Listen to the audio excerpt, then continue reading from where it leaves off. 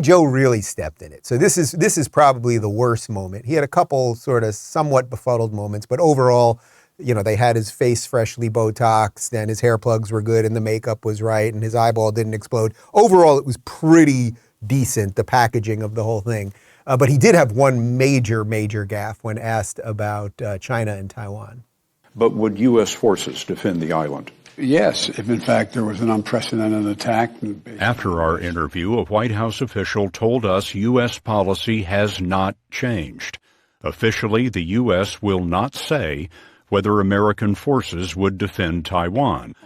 But the commander-in-chief had a view of his own. So unlike Ukraine, to be clear, sir, U.S. forces, U.S. men and women, would defend Taiwan in the event of a Chinese invasion. There was something kind of funny there, if you're just like an insider TV person, how quickly the edit there from Biden basically saying, yeah, troops to, but the White House is saying, no way, blah, blah, blah, blah, blah. So this is just him saying something, either without knowing what he's saying or what our policy is or anything else. It's also a crazy thing to say that if China was to invade Taiwan, which I would not be for, and let me be 100% clear, I believe that Taiwan is an independent nation. Every independent nation has a right to define its borders and defend its borders as it sees fit, and we should be allies with Taiwan and all of those things.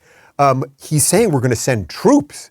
I mean, troops, those are soldiers. Those are human lives of Americans to fight. What does he mean? To fight on the ground in Taiwan against China halfway across the world?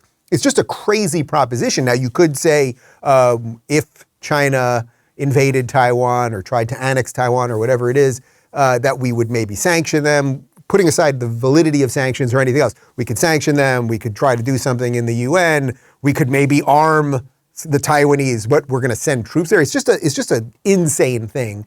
It's also an insane thing because in light of what's going on with Ukraine, where we're in a war, but we're not in a war, we're funding the war, we're giving endless dollars for the war, we're giving weapons, but we haven't declared war, there's no debate about war. It's just like more nonsense. So immediately, obviously, the administration had to walk that one back.